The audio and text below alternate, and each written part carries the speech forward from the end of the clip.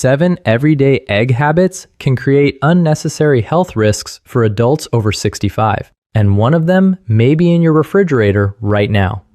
Eggs can be an excellent source of protein, choline, and nutrients that support the brain and eyes. But even a nutritious food can cause trouble when it is stored, handled, or cooked carelessly.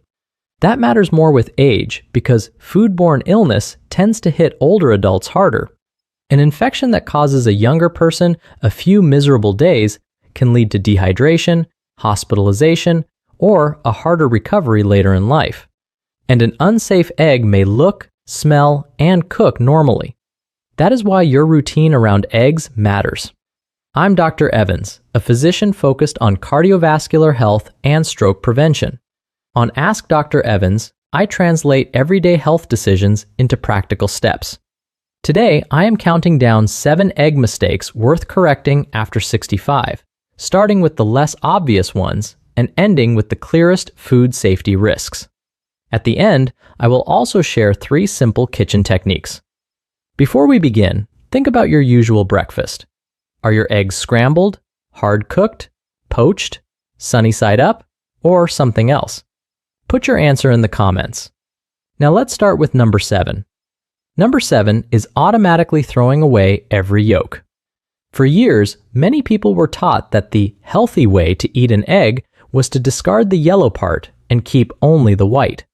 That advice became popular when dietary cholesterol was treated as something everyone should restrict as aggressively as possible. But if you remove the yolk, you also remove a large share of the nutrients that make an egg useful in the first place. The yolk contains choline, a nutrient involved in normal brain and nervous system function. It also contains lutein and zeaxanthin, carotenoids concentrated in the eye. And egg yolks provide some vitamin D, a nutrient that deserves attention as we get older because the skin becomes less efficient at making vitamin D from sunlight with age. That is why removing the yolk changes much more than the color of the plate. You are also removing many of the nutrients people are hoping to get from the egg. The cholesterol story is more nuanced than it was often presented decades ago. The 2015 to 2020 dietary guidelines for Americans removed the old blanket cap of 300 milligrams of dietary cholesterol a day. That did not make dietary cholesterol irrelevant or give everyone permission to eat unlimited eggs. It shifted attention toward the overall eating pattern, including saturated fat and individual cardiovascular risk. So if your own physician has told you to limit yolks because of your cholesterol level, diabetes, established cardiovascular disease, or another specific reason, follow that individualized advice. But for many people, there is no reason to assume that egg whites are always superior to whole eggs. The yolk carries nutrients that the white simply does not provide in the same amounts. The practical lesson is not to eat unlimited yolks. It is to stop discarding useful nutrition automatically because of an old rule. If whole eggs fit your medical plan, they can be part of a balanced breakfast with vegetables, fruit, or whole grains. Number 6 is turning the eggs into a delivery system for butter, cheese, and extra oil. 2 eggs by themselves are one meal. 2 eggs cooked in a large pat of butter, covered with a thick layer of cheese, and finished with extra oil are a very different meal. The eggs may still be nutritious, but the saturated fat in the additions can climb quickly. For people trying to protect their arteries, that matters. Saturated fat can raise LDL cholesterol, and heart health guidance recommends keeping saturated fat to a limited share of the overall diet, particularly for people who need to lower LDL. If breakfast uses a large portion of your daily saturated fat allowance before you have even reached lunchtime, the rest of the day becomes harder to manage. This is one of those habits that rarely looks dramatic on a single morning. The problem is repetition. A rich omelet once in a while is not the same as making butter-heavy, cheese-heavy eggs your default breakfast 7 days a week. Over time, your usual pattern is what matters for cholesterol, blood pressure management, body weight, and cardiovascular risk. The extra fat can disappear visually into the meal, which is why people often underestimate how much has been added. Breakfast still looks like 2 eggs, even though the nutritional profile has changed substantially. You do not need a flavorless breakfast to fix this. Use a non-stick skillet with only the olive oil or cooking spray you need. For cheese lovers, a modest portion of a bold variety, such as feta or extra sharp cheddar, can provide plenty of flavor. Then add vegetables: spinach, tomatoes, onions, mushrooms, or peppers, instead of simply adding more fat. The goal is not to make you afraid of eggs. It is to keep the part that helps you and reduce the extras that can work against your cardiovascular plan. That makes it easier to keep the energy for walking, gardening, traveling, playing with grandchildren, or simply handling your own daily routine. Number 5 is leaving cooked egg dishes sitting out too long. This usually happens when nobody is watching the clock: a Sunday brunch, church breakfast, birthday, or holiday. The quiche looks fine, and the egg salad still smells normal, so everyone assumes it can stay on the table a little longer. But cooked egg dishes are perishable. As a general food safety rule, do not leave them at room temperature for more than 2 hours. If the surrounding temperature is above 90 degrees Fahrenheit, that window drops to 1 hour. The reason is simple. Bacteria grow much more quickly in the temperature range between proper refrigeration and safe hot holding. For adults over 65, the consequences can be more serious. The CDC lists this age group as being at higher risk for severe foodborne illness. Chronic conditions can add to that risk, and dehydration from vomiting or diarrhea can become especially difficult when thirst sensation is reduced or medications affect fluid balance. If you are serving hot eggs to a group, keep them hot, around 140 degrees Fahrenheit or above. Keep cold foods such as egg salad or deviled eggs properly chilled. Refrigerate leftovers promptly, preferably in shallow containers, and use cooked egg dishes within about 3 to 4 days. The easiest rule is this: when you are not sure how long a perishable egg dish has been sitting out, do not gamble on it. A few dollars of leftovers are not worth a night in an emergency department. At gatherings, make the safe choice before conversation distracts you. Put cold dishes over ice, keep hot dishes hot, and move leftovers into the refrigerator as soon as serving is finished. That small bit of planning is easier than trying to remember later exactly when the food came out. Number 4 is moving germs around the kitchen without realizing it. Picture a very ordinary morning. You crack 2 raw eggs into a bowl. A little egg gets on your fingers, or the shell touches the counter. You wipe your hand on a dish towel, reach for the bread bag, open your pill organizer, touch the refrigerator handle, and then slice fruit. Nothing looks dirty, so the whole sequence feels harmless.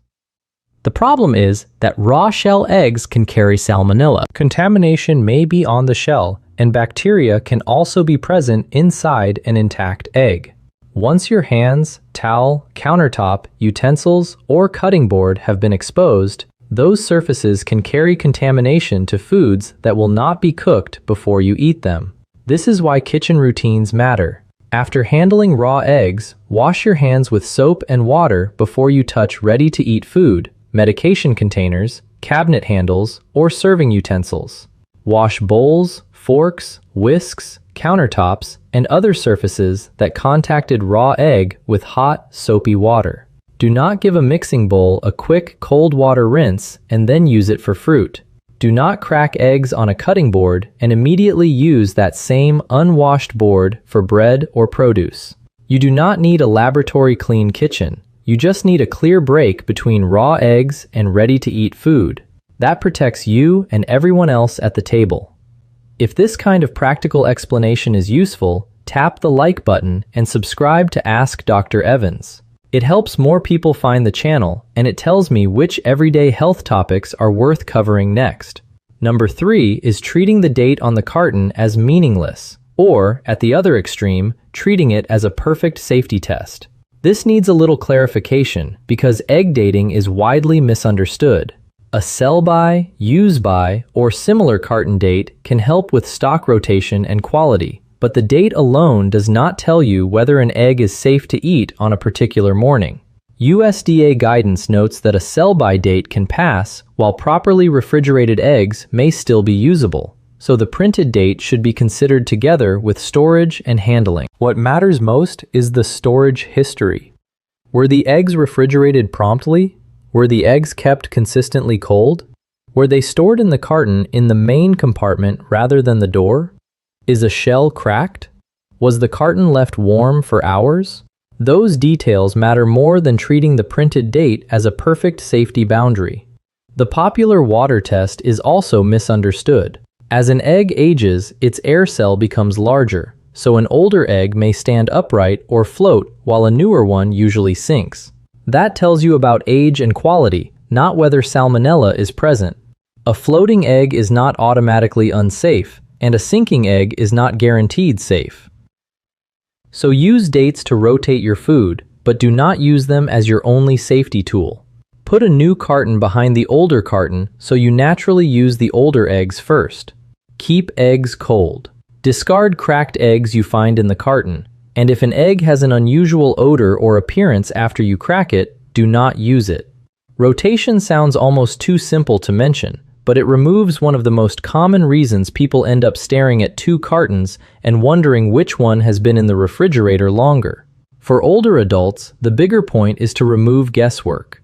You do not need to prove how adventurous your stomach is. Safe storage and sensible rotation are much easier than dealing with dehydration after food poisoning. Number 2 is eating eggs that are raw or undercooked when you are in a higher risk age group. Runny yolks photograph beautifully. Soft whites and barely cooked centers are common in restaurant pictures and social media videos. But the safest recommendation for adults 65 and older is different from the most attractive picture on your phone. CDC guidance specifically lists raw or undercooked eggs as a riskier choice for older adults. For ordinary fried, poached, or scrambled eggs, cook until the white and yolk are firm and scrambled eggs are not runny. For casseroles and other dishes made with eggs, the safe internal temperature is 160 degrees Fahrenheit. A food thermometer is especially useful for egg mixtures, baked dishes, and recipes where the center may look done before it has actually reached a safe temperature. Many people grew up eating soft eggs and never became ill. That experience is real, but it does not remove the risk. Your immune response at 75 is not the same as it was at 35, and conditions such as diabetes, heart disease, kidney disease, cancer treatment, or immune-suppressing medicines can raise the stakes further. So this is not a moral judgment about the way your parents cooked breakfast. It is an update. The safest version of the meal for you today may not be the version you ate when you were 20. And remember that color is not a perfect safety measurement. A dish can brown on the outside while the center remains undercooked. With a casserole, custard, or similar egg dish, check the center. With individual eggs, cook the white and yolk firm. A firmer yolk is not a culinary failure. For someone at higher risk of foodborne illness, it is a reasonable safety choice. Now we are at number 1, the habit I worry about most because it is often wrapped in family tradition. Using unpasteurized raw eggs in recipes that are never fully cooked. Think about homemade eggnog, Caesar dressing, chocolate mousse, certain homemade ice creams, custards, soft meringues, or sauces that receive little or no heat. These recipes often carry strong family memories, which is exactly why people stop thinking of them as food safety decisions. But a clean shell does not guarantee a bacteria-free egg. Salmonella can be present inside an intact egg. If the recipe never reaches a temperature that destroys the bacteria, the finished food can carry the organism straight to the table. For many younger adults, salmonella causes several days of diarrhea, fever, and cramps, and then resolves. Adults 65 and older have a higher risk of severe illness. That is why the same infection can carry much greater consequences later in life, and why an old recipe deserves a modern safety step. The solution is not to throw away your traditions. Use pasteurized eggs or pasteurized egg products in recipes that will be served raw or only lightly cooked. Pasteurization uses controlled heat to reduce harmful bacteria while allowing the egg to remain usable in recipes. Depending on the store, you may find pasteurized shell eggs, refrigerated liquid egg products, frozen products, or powdered egg whites. Read the label and look specifically for the word pasteurized. The same principle applies to licking a spoon or tasting batter when the recipe contains raw egg. A small taste is still a raw egg exposure, so use pasteurized egg products when the mixture will not be fully cooked. You can keep the flavor and the family memory while lowering the risk. Pasteurized eggs can stand in for regular raw eggs in many recipes, and cooked versions of egg-based mixtures can also be prepared safely when the recipe is designed to reach 160 degrees Fahrenheit. Now that we have covered the 7 mistakes, I want to leave you with 3 practical egg preparation tips. The first tip concerns cracking during boiling. Moving a very cold egg straight into vigorously boiling water can sometimes crack the shell. If you prefer, let refrigerated eggs sit out briefly, around 20 minutes, before cooking. Keep that pause short. Eggs should not remain at room temperature for long periods. The second is a vinegar technique. A small amount of white vinegar in hard cooking water can help leaking egg white set faster if the shell cracks. Some people also find peeling easier, although results vary. Treat vinegar as a convenience trick, not a safety measure.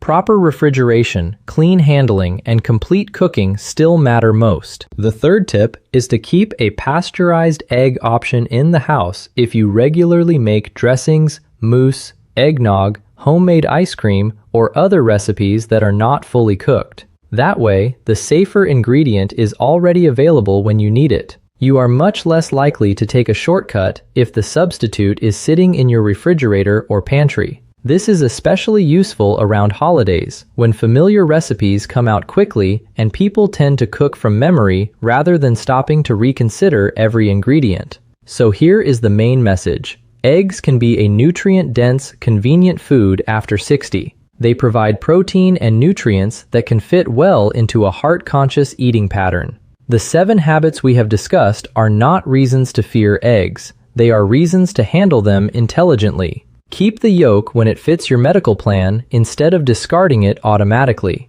Do not bury the meal under unnecessary saturated fat. Refrigerate cooked egg dishes promptly. Prevent cross-contamination. Use carton dates as a rotation tool rather than a magic safety test. Cook eggs thoroughly if you are in a higher risk group. And use pasteurized eggs for recipes that stay raw or only lightly cooked. Those are small adjustments. None requires a complicated diet. None requires expensive equipment. But together, they can make a familiar food safer without taking it off your table. Which of these habits did you grow up with? Tell me in the comments. And if there is one change you plan to make the next time you cook eggs, write yes below so I know the information was useful. I also want to connect this idea of small kitchen changes to another nutrition issue that comes up often in older adults. Protecting kidney function when chronic kidney disease is already present. The principle is similar. Food choices do not replace medical treatment, but they can change how much sodium, potassium, phosphorus, and protein your kidneys have to manage. I think of one older patient I will call Frank. He lived outside Columbus, Ohio, had spent years in maintenance work, and liked growing tomatoes behind his garage. When his kidney numbers began moving in the wrong direction, he started with small changes. He learned how to leach and boil potatoes to reduce some potassium. His wife served cauliflower rice more often, and he continued his prescribed medicines and laboratory checks. Over the following months, his kidney function did not magically return to normal. I want to be precise about that because this is where nutrition videos can become misleading. His creatinine did not normalize. What happened was that the upward trend stopped for a period and his results became more stable. His blood pressure improved. He told me that the nighttime bathroom trips that had been waking him 3 times had fallen to about once a night. But the result he cared about most was not a laboratory value. He said he finally felt involved in his own care. Instead of watching numbers change and feeling that nothing he did mattered, he had a few concrete habits he could practice while his medical team handled the parts that required prescriptions, monitoring, and specialist care. I have also seen the opposite pattern. Someone hears the recommendations, plans to start soon, and then returns many months later with worse laboratory results and fewer options. The difference is not always motivation, money, or intelligence. Often, it is simply whether the first manageable change happened while the plan was still clear. One person makes one small adjustment this week. Another waits for the perfect Monday, the perfect grocery trip, or the perfect burst of motivation. In chronic disease, the repeatable change usually wins. The 5 foods in this kind of kidney-conscious snack plan are egg whites, fresh red grapes, potatoes prepared to lower potassium, cauliflower, and raw, unsalted macadamia nuts. They are not medicines, and they do not reverse chronic kidney disease. For the right patient, they may fit a plan designed to control sodium, potassium, phosphorus, and protein while still providing adequate nutrition. Protein is a good example. The body needs it to preserve muscle, but protein metabolism creates waste that the kidneys remove. Some people with chronic kidney disease need moderate rather than excessive protein. Egg whites can provide high-quality protein, but the correct amount depends on kidney function, nutrition status, and the treatment plan your clinician has prescribed. Potatoes are another example. Some people with advanced kidney disease need to limit potassium because damaged kidneys may not remove it efficiently. Cutting potatoes into small pieces and boiling them in plenty of water can lower some potassium. It does not make a potato potassium-free, and not everyone with kidney disease needs potassium restriction.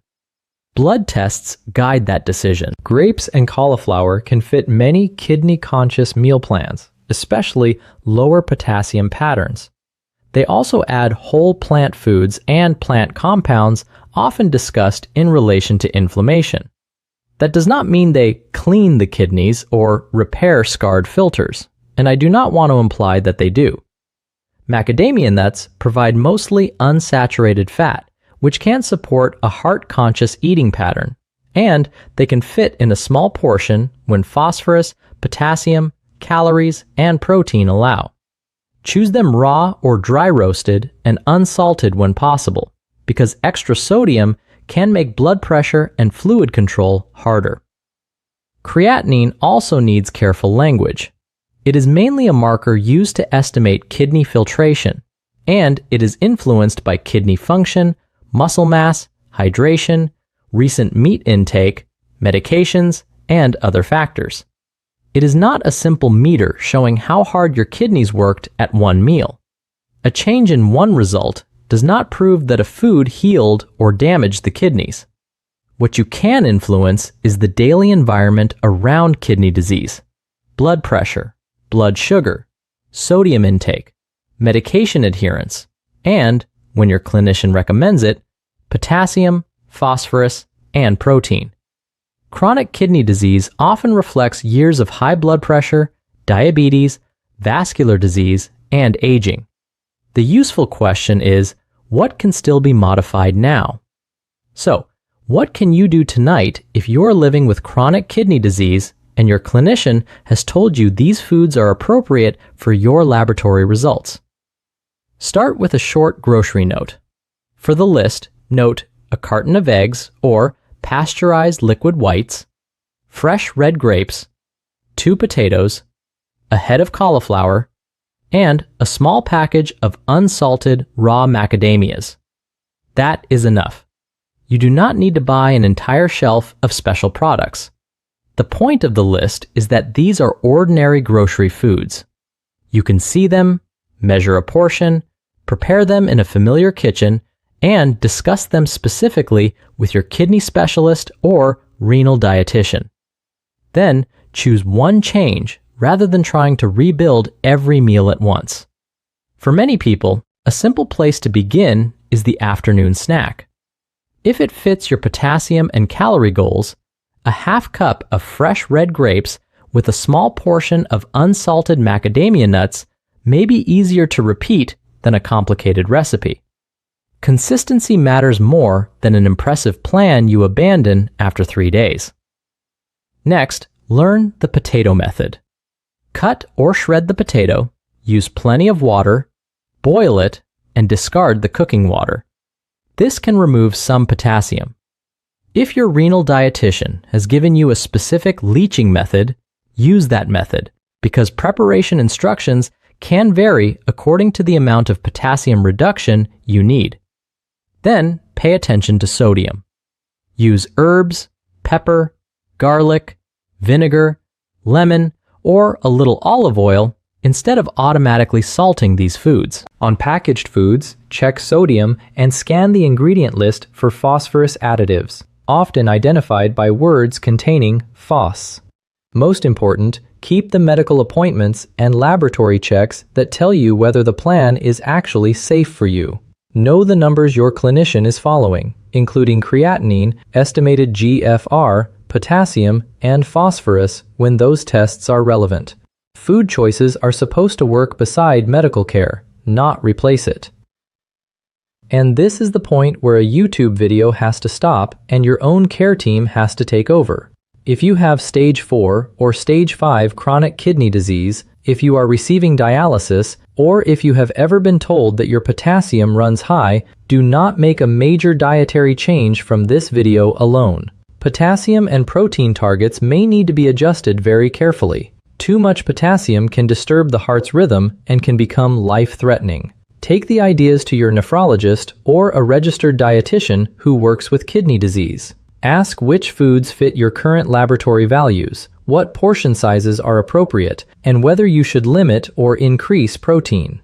A personalized plan is especially important because two people with the same estimated GFR can have very different potassium levels, nutrition needs, medications, and other medical conditions. The message is not that one snack can lower creatinine or rescue failing kidneys. It is that small, medically appropriate choices can support treatment. You can reduce sodium, choose less processed foods, use preparation methods that lower some potassium, follow laboratory results, and do all of that while your medical team manages blood pressure, diabetes, medicines, and kidney disease progression.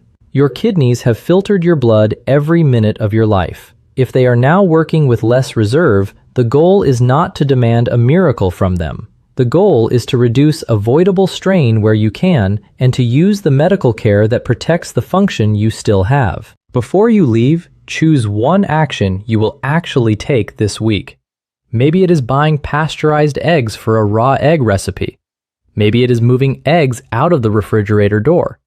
Maybe it is using less butter at breakfast. Or, if you are managing chronic kidney disease, maybe it is asking your renal dietitian whether grapes, egg whites, cauliflower, macadamia nuts, or properly prepared potatoes fit your personal plan.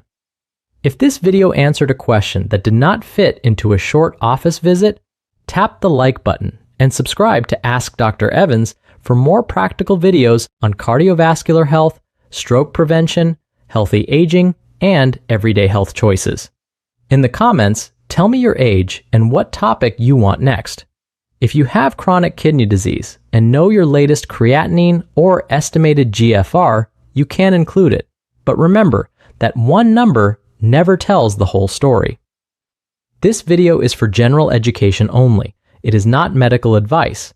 It does not diagnose or treat any condition.